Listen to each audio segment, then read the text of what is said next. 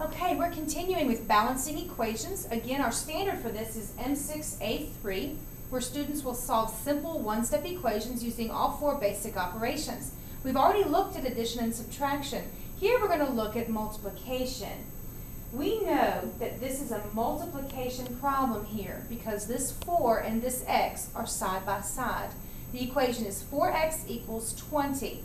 So we know this is multiplication. Again, we need to perform the inverse operation. We discussed earlier that the inverse of multiplication is division. And we want to get that variable by itself. So what we're going to do is we're going to divide both sides by the number 4.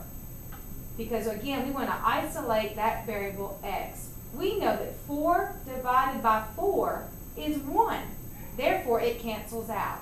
Now I have x equals, and 20 divided by 4 is 5.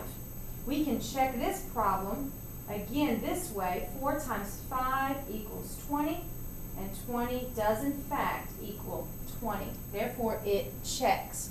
Let's try this one. 3y equals 21. Again, this is a multiplication problem because the 3 and the y are side by side. We perform the inverse operation, which is division. We're going to divide both sides by 3. 3 divided by 3 is 1. That cancels out.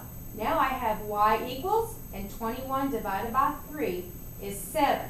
Again, I can go back and I can substitute my 7 in where my y is in my original problem. I would set it up like this. 3 times 7 equals 21, and 3 times 7 is 21. And 21 equals 21. So therefore, it checks.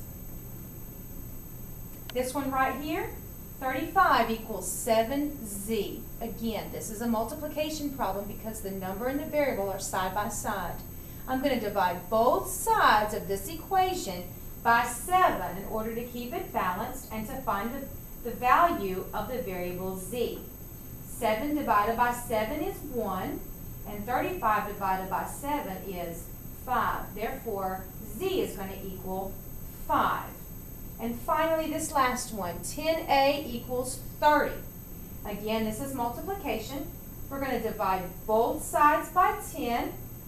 10 divided by 10 is 1. A is what's left on in my equation. I have isolated my variable. 30 divided by 10 is 3. And I can check this one, saying 10 times 3 equals 30, because my original problem had the 10 and the a side by side. 30 equals 30, and it checks.